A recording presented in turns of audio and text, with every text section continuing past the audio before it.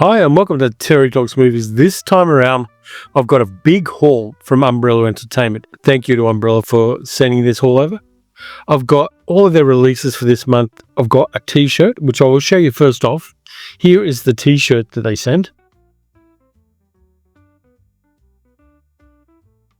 which also gives you an indication of one of the things that they sent to me. But I'm going to go through the other 5 releases first, and then we'll talk about the Terrifier Art Attack box set, which is really a lot of fun. By the way, most of these collector's editions are only available on the Umbrella website, which will be here.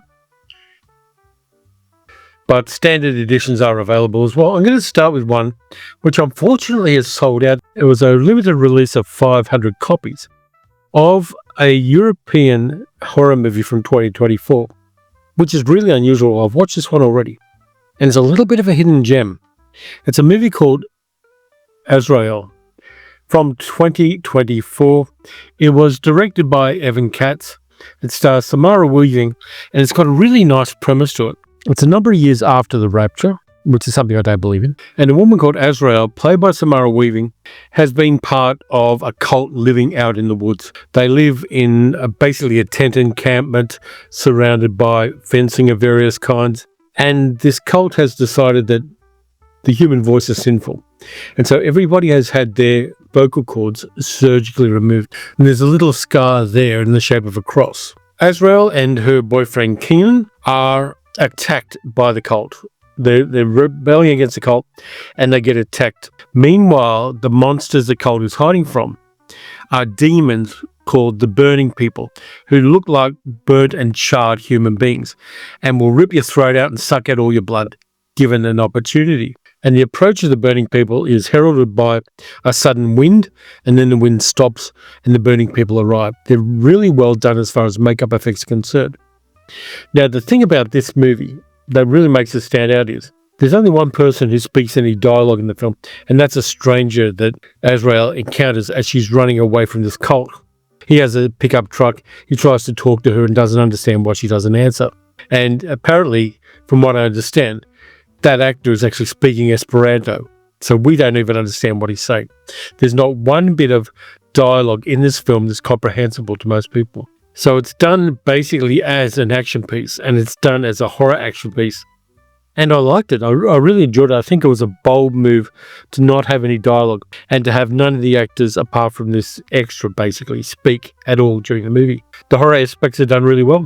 It was filmed on location in Croatia, and it's a nice bit of a hidden gem. So there it is there. It's the only one of these releases this month that has a J card. It is Region B, I'll warn you. So we'll take the J card off. There is the back with that on the back of the slipcover. There's the front with a little bit of a kind of mirror look to some of the ink there. Inside, you have alternative artwork, which I don't think is quite as evocative as the outside stuff.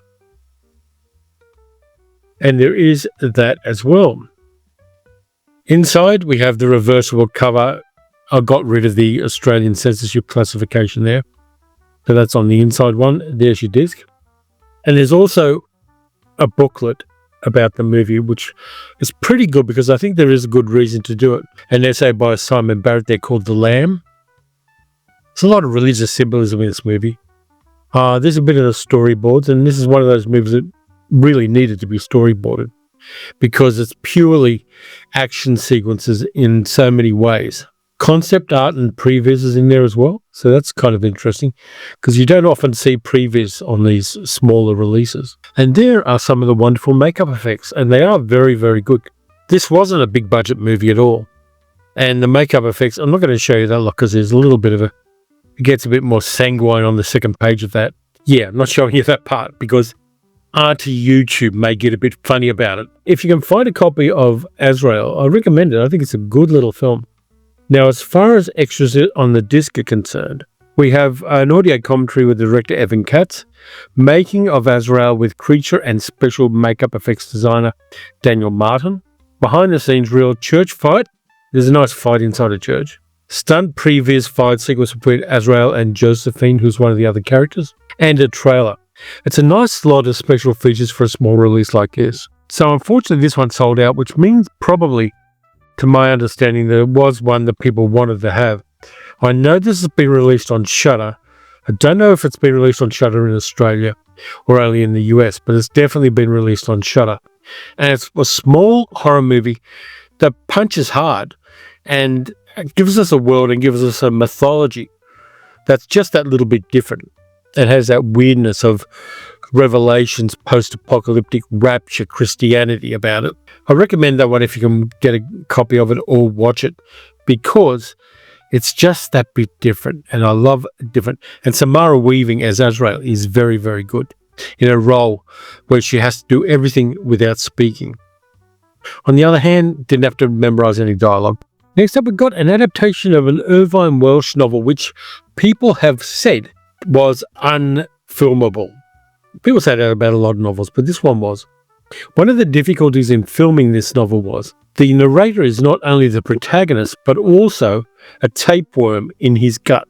So that made it just that little bit more difficult, because the tapeworm narrator is a little hard to put across in cinematic terms. This one's based on an Irvine Welsh novel. Same guy that did Trainspotting. It's a 2013 movie, which for some reason I didn't notice at the time. It stars James McAvoy as a police detective called Bruce Robertson, who is out of control. He's mad, he's on drugs, he's not in a good place mentally, he's going for promotion, he's game playing against all of his colleagues and also a number of other people in the community. It's set in Edinburgh. Really interesting film, and just mad as a cut snake. It's a movie called Filth, and you can see there from the cover that Bruce is heavily into the gack and is out of control in various ways.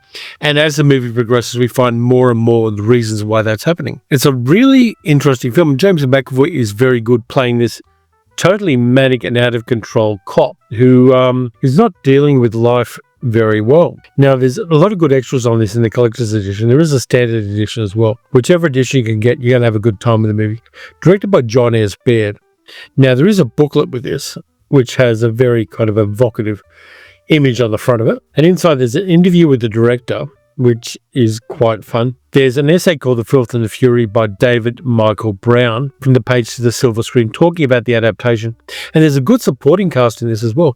Eddie Marsan's in there, for instance, and a group of other real well-known, Jim Broadbent and a bunch of other actors as well. Really interesting film. There's another essay, How Scottish Pride Goes Away, John S. Baird's Filth by Digby Horton. So we've got that in there as well, talking about the social context of it. The interview with John S. Baird's conducted by Travis Johnson, which is kind of cool as well. There's James McAvoy and Eddie Marsan. There's a whole bunch of art cards as well. I think I can show you all of these. There's McAvoy's Bruce. There he is at the Christmas party at the cop shop. By the way, there's a surprise ending at the movie.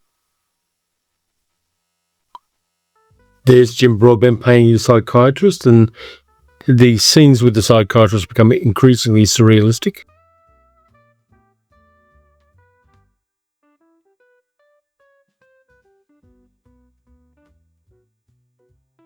But you also get a lot more. Here's the slipcase, which has got some of that artwork again. There's your interior reversible cover. And inside you get the poster, but there's something else in here which is kind of cool. This is a really great release. There's just so much extra stuff in here. You do get the reversible poster. And I didn't notice this at first when I was looking through this. You also get a couple of little baggies of gack. Now, this isn't real. I've checked. It's not real drugs. But you get 3 baggies of fake drugs as an addition to this release, which is interesting. But there is one last thing which I find very, very groovy in this release. A lot of people talk about adaptations from book to film. So this release gives you the book. Irvine Welsh's original novel. And as thick as anything, so you can compare and contrast for yourself. That is a great edition. I love that. And this is a limited edition numbered release. Next up, we've got a really interesting film that, again, slipped off my radar. I'm not sure what I was doing when these films came out. It's a 2017 movie called You Were Never Really Here with Joaquin Phoenix in it.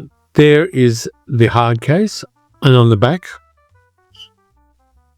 alternative artwork there and there. This is actually a 4K and a Blu-ray release. There is the interior case. And there's 2 discs. There's the Blu-ray and the 4K in here. The 2 discs are there. And there is a reversible poster here, which I will gently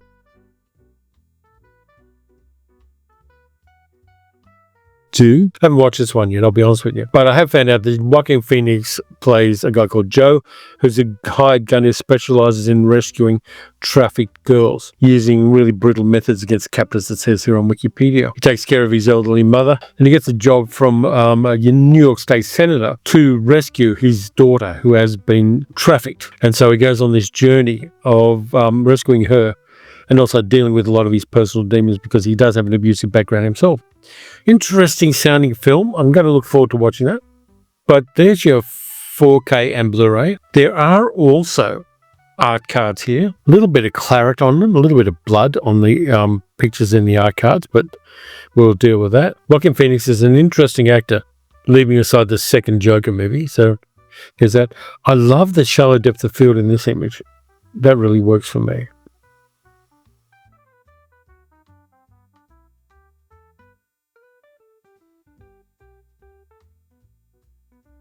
And it's one of those films which does have a very difficult subject matter. And so it was never going to be incredibly popular at the box office because films with this kind of subject matter rarely are, which doesn't mean they're not worthwhile films. It just means that they're not as crowd-pleasing as a number of other films are, which is a bit of a pity. But they do, I kind of like these films for the simple reason that a lot of these films with the heavy moral tone and with the really heavy subject matter are evocative of an era. They talk about the times in which they're made really well.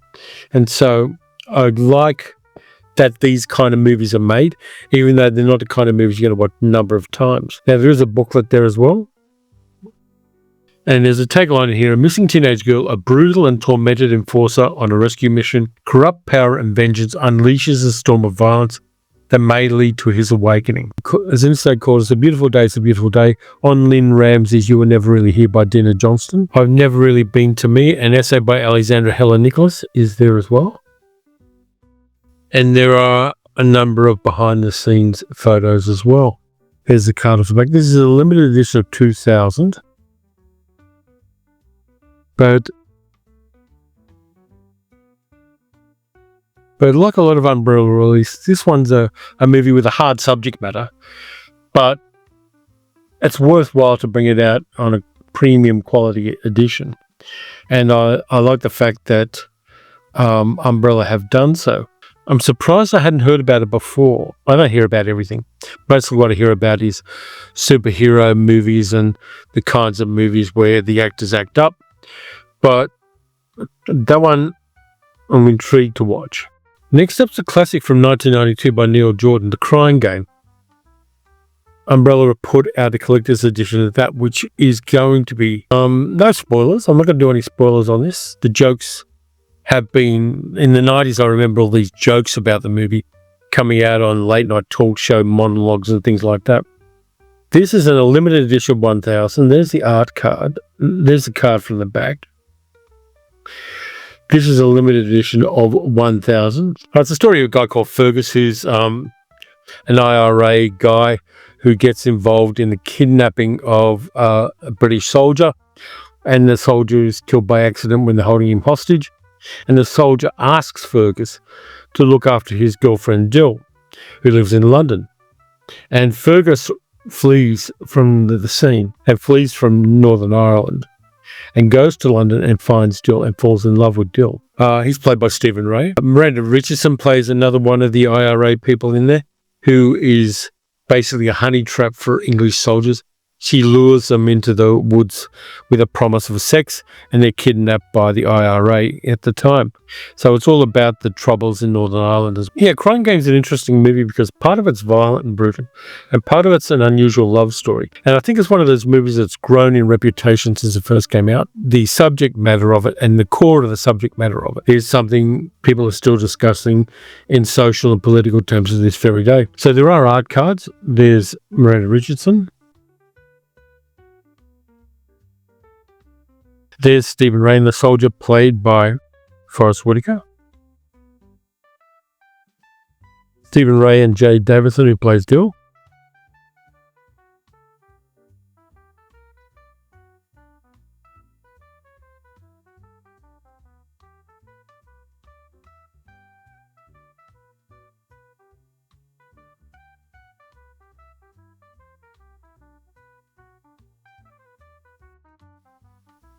So I'm glad this movie hasn't been forgotten. I think it's an important film. There are so many horrible jokes made about it at the time that now don't sit comfortably in a social context. There's also a booklet, of course.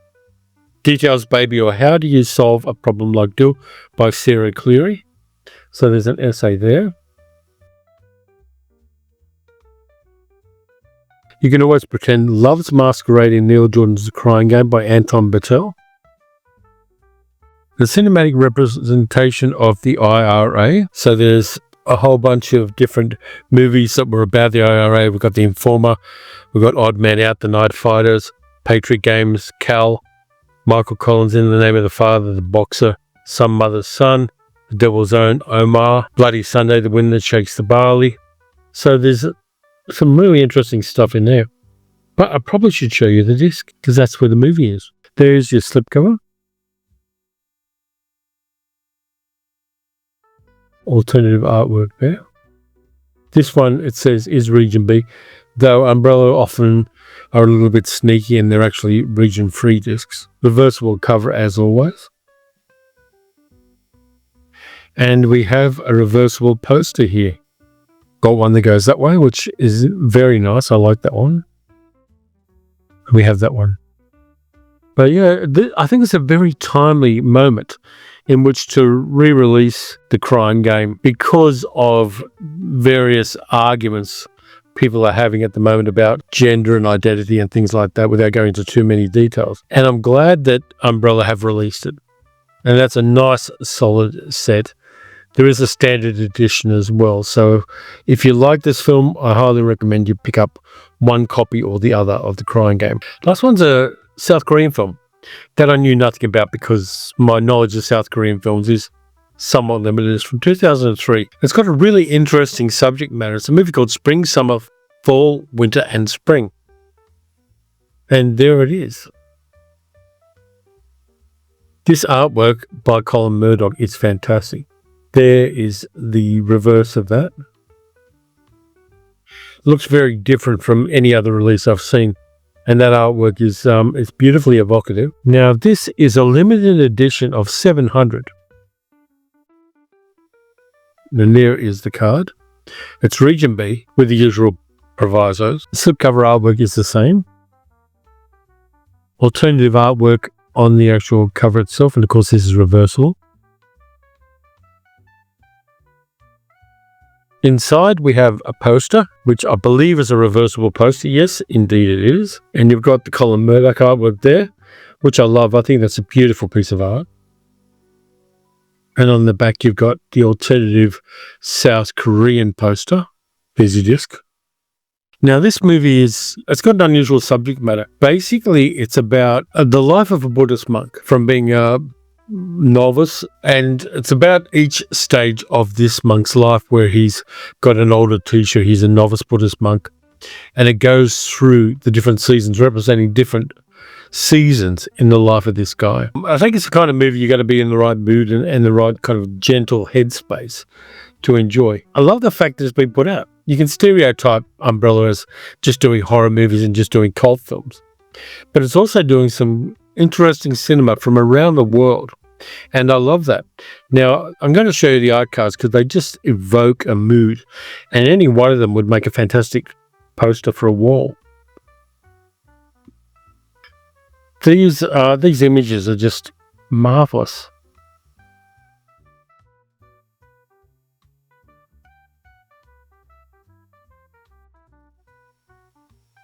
And getting away from that kind of Anglophone-centric worldview when it comes to cinema is never a bad thing for any of us.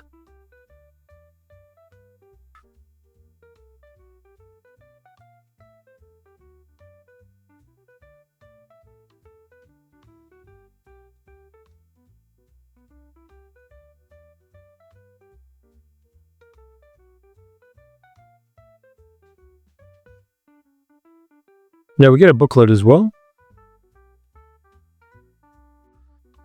There's a synopsis and a director's statement, which I kind of like getting director's statements just to see why people made a movie. That's interesting. There's also an essay by a friend of mine, 5 Seasons of Humanity, Finding the Place of Spring, Summer, Fall, Winter, and Spring among the films of ki-duk by Grant Watson. Grant is a good friend of mine, and he's also increasingly knowledgeable about Asian cinema, particularly East Asian cinema. And I'm looking forward to reading that one. I haven't yet. Beginning, hopping, and starting again. The circularity is a Korean new wave, spring, summer, fall, winter, and spring. So there's another essay there. Umbrella's done so much with South Korean cinema, bringing it to people's attention and also making it available. They did JSA recently, for instance.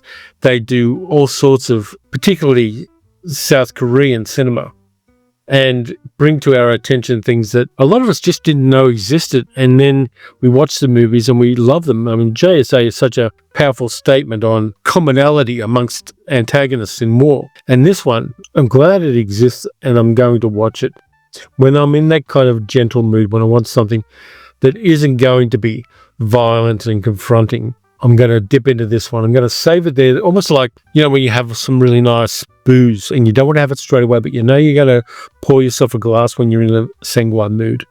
I think this is the kind of movie that's like that for us. Again, thank you to Umbrella for bringing it to my attention and sending me a copy of it. Now, to get into a totally different ad space from South Korean Buddhist monks. In fact, this one's about as far as you can get from that. The Art Attack Terrifier box set of 4K releases of all 3 Terrifier movies so far. And this has got a lot of fun things. For a start, dig this. You get Art's Christmas glasses. Now, they're not to my prescription, but they are very, very cool, and I may well wear them next Christmas. And this collection is very much tongue-in-cheek because on the packaging for the glasses, it says Art Attack, Art's Christmas sunglasses. May induce mocking, felling, bisecting, cannibalism, urinating, sadism, and merriment. If sunglasses become stained with blood, use warm, soapy water to clean. Good advice. Not too sure about cannibalism because cannibalism leaves a bad taste in my mouth. You get the Art Attack glasses as part of this. You also get Art the Clown brick set. A little brick figure of Art the Clown to assemble. And thank you to Sally, middle-aged geek girl, for assembling my one, which she has there. Now, she says the eyes didn't have the little pupils in them when she got this one. I'm not sure whether there was a production error, but it looks good.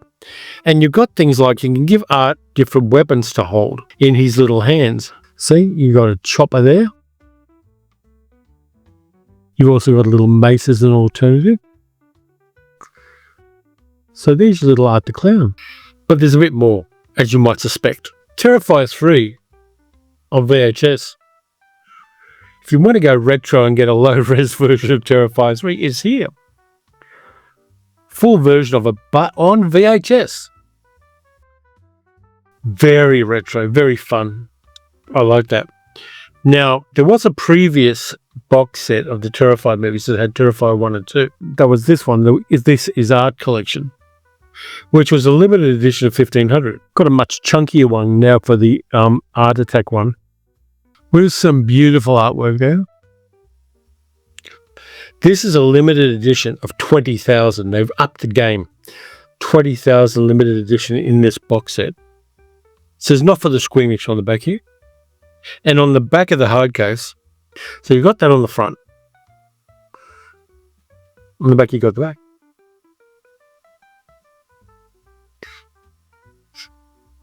There's your card off the back of it. and there is a ton of stuff in here. I'm not sure how many of the art cards I can show you because there is a lot of blood, guts, and goriness on them. They're a little dark too for some reason. There's art. There's Art's companion. I forget her name. There's our final girl. There's Art from Terrifier 1. There's Art with a box cutter. There's just from Terrifier 2, the final girl. There's Art from Terrifier 1.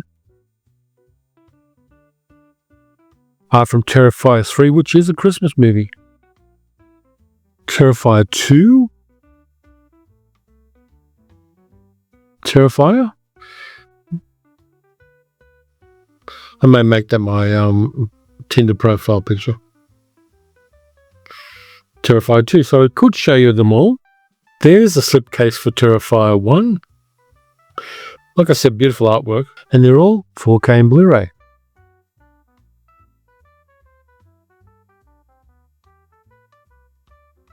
Now, as I've said before on the channel, the Terrifier movies are not for everybody. Unless you kind of dig this kind of combination of humor and very extreme practical gore effects.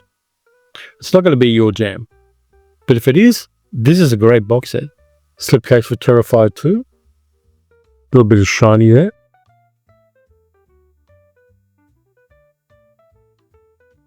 There's Terrifier 2 in the case, 4K Ultra. Got the 2 discs, and you get a reversible poster as well. There's a Terrifier 1 reversible poster, and there's a Terrifier 2. So if you're an Art the Clown fan, this is a complete set for you. It really is really well curated as well. There are a ton of extras on these. I won't go through them all because there's just too many, but they're great. Here's your Terrifier 3. That's a slipcase. Like I said, Christmas movie. Now, I did review Terrifier 3 on the channel when I went to see it at the Village Sunshine. There's a Terrifier collection poster and the Terrifier 3 poster. And there, of course, are your discs. You also get a hardback book, Art Attack, a collection of behind-the-scenes experiences in art. I think that saying experiences in art was a little bit of a joke there. Done to Death, the slasher cycle. All the pages are fake blood stained for your viewing pleasure. Art for art's sake. There's Sienna, who is Art's antagonist. The final girl who doesn't give up. And there's a lot of makeup stuff behind the scenes and special effects stuff. So if you're a special effects fan, and you like physical special effects, particularly gore effects, there's a lot of stuff in there that's going to keep you happy. I'm amazed that they're doing 20,000 copies of this. I know the previous editions went crazy well. The 4K fans who are horror movie fans, and there is an enormous overlap between people who like collecting 4K and people who are horror movie. They're going to love this box set. It's just terrific. And again, it's incredibly well curated. And I'll give you a moment to take a look at all the special features that are on the discs themselves. I'll freeze frame that one so you can check them out. Not insignificant, particular. And by the way, there's also All Hallows Eve, the prequel to the Terrifier movies on there. And there's commentaries with Damien Leone and actor David Howard Thornton. Behind the scenes, tons of stuff there. And if you are an Art the Clown fan, and like I said, not everybody is, but I am. Increasingly, I'm an Art the Clown fan. I do find the movies confronting, but I kind of dig the humor in them, and I like the fact that they will go to 11 and go beyond what a studio film would do as a horror movie, and combine that horror with comedy in a way that moves past things like Trauma. Trauma started out the horror comedy thing for many, many people. Damien Leone and Art the Clown just took that and ran with it in an incredibly visceral direction, and yet kept the humor as well. So that's all of the stuff for this month. Really incredible releases, very varied. I mean, they go from the gentleness of Buddhist monks to full-on horror in various ways. Now, thanks again to Umbrella Entertainment for sending these ones through. Incredible releases, always curated incredibly well and meticulously well. So let me know what you think. Which of these movies you're interested in? Are you interested in the Art the Clown stuff? Because that's wild stuff. And plus I'll get a little tiny figure as well. Thanks a lot for watching. If you enjoyed the video, like, subscribe, hit the notification bell, leave a comment, give it a thumbs up. You can also support the channel by becoming a channel member, by donating through YouTube, or by becoming a patron at patreon.com/TerryTalksMovies. Next up, I've got a science fiction trilogy I think needs a lot more love than it gets. And that will be for Science Fiction Saturday. So until all of that happens, watch some good movies, watch some bad movies, watch some transgressive horror movies and horrify your friends and family. And I'll catch you next time.